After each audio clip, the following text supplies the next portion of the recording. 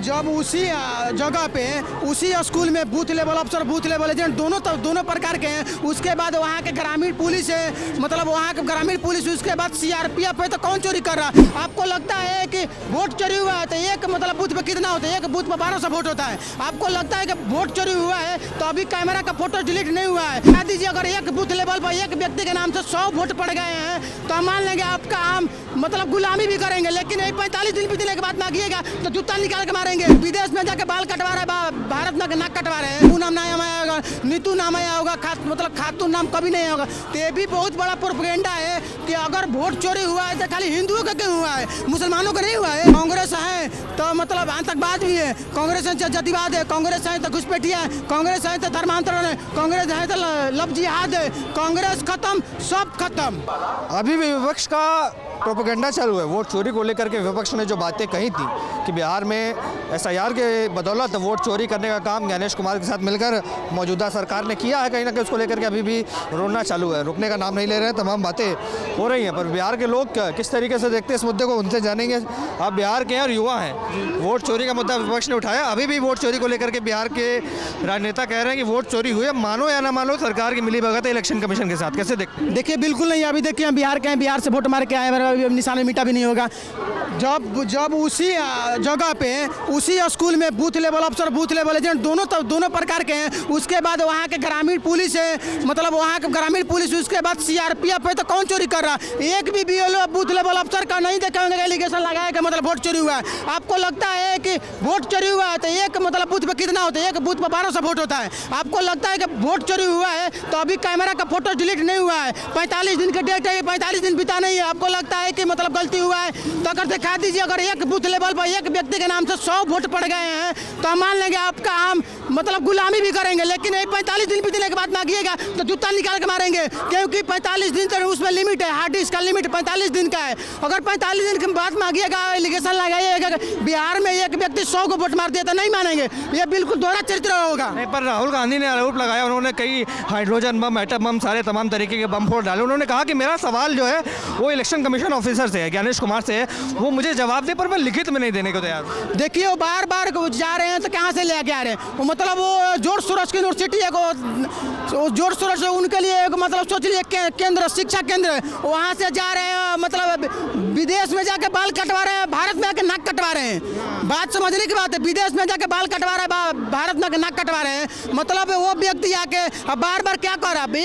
एक बात सोचने की है, वो कभी भी एक नाम में नहीं आएगा मुस्लिम के महिला के नाम, कभी भी आएगा तो रीमा नाम आएगा, सीमा नाम आएगा, पूनम नाम आएगा, नीतू नाम आया होगा, मतलब खातून नाम कभी नहीं होगा। तो ये भी बहुत बड़ा प्रोपेगेंडा है कि अगर वोट चोरी हुआ है तो खाली हिंदुओं का क्यों हुआ है, मुसलमानों का नहीं हुआ है। लेकिन नहीं, खातून नाम के कोई व्यक्ति नहीं है, कभी भी आया तो पूनम नाम आया, तो नीतू आया, तो मंजू आया, तो रंजू आया।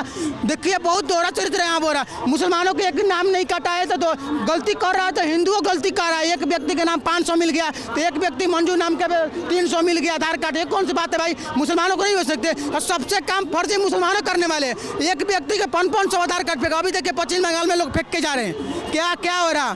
वही दोहरा चरित्र। लेकिन मुसलमानों की हितैषी कांग्रेस है, क्योंकि एक मुख्यमंत्री बोल दिया है कि मुसलमान है तो हम हैं, मुसलमान है तो कांग्रेस है, कांग्रेस नहीं तो मुसलमान नहीं है। पर क्या लगता है जिस तरीके से बिहार में देखा गया, ओवैसी साहब ने भी 5 सीटें जीती जहां मुस्लिम बहुल क्षेत्र था, कांग्रेस पार्टी 6 पर ही सिमट कर रह गई, तो क्या जो विपक्ष में लोकसभा में सबसे बड़ी पार्टी है राहुल गांधी की पार्टी, 99 सीटों वाली कांग्रेस पार्टी, क्या बिहार में इतनी छोटी हो गई कि 6 सीटों पर जीतने के लिए भी इतनी जद्दोजहद करनी पड़ेगी? छोटी तो इतना हो गई कि भाई एक बोलेरो ले लोगे उसमें 7-8 लोग बैठ सकते हैं। अब बिहार में जाएगा तो उसमें 10 भी बैठ के चल जाते हैं, कोई बड़ी बात नहीं है। ग्रामीण सड़कों में, ग्रामीण क्षेत्र में 10 लोग बैठ सकते हैं। इनका इतना अस्तित्व खराब हो गया कि मतलब देखिए कि मतलब 6 के 6 पर सिमट गए, जिसमें 8 सीट होते थे, मैंने बोलेरो उनसे बढ़िया है, वो खराब हो गए। देखिए इनके हारने का रीजन बता रहे हैं, गड़ाई समझ के गंगा में कूद जा रहे हैं। वही छठी मैया को मतलब भद्र बोल रहे हैं, जाके उनके प्रधानमंत्री जाके लोकतंत्र का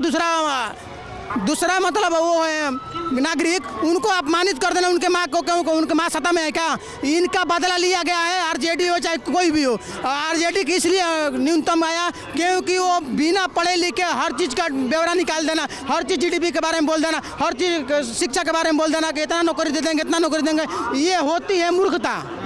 क्या लगता है कि चुनाव जो हारे हैं कहीं ना कहीं अपनी मूर्खता के बदौलत हारे हैं, पर रोना जो रो रहे हैं कहीं ना कहीं वो संविधान को लेकर बात कर रहे हैं, वो चुनाव आयोग को लेकर के बात कर रहे हैं, तो कुछ फ़ायदा होगा? जैसा आपने भी बताया 45 दिन का समय है, कुछ जाने को तैयार तो नहीं कोर्ट में?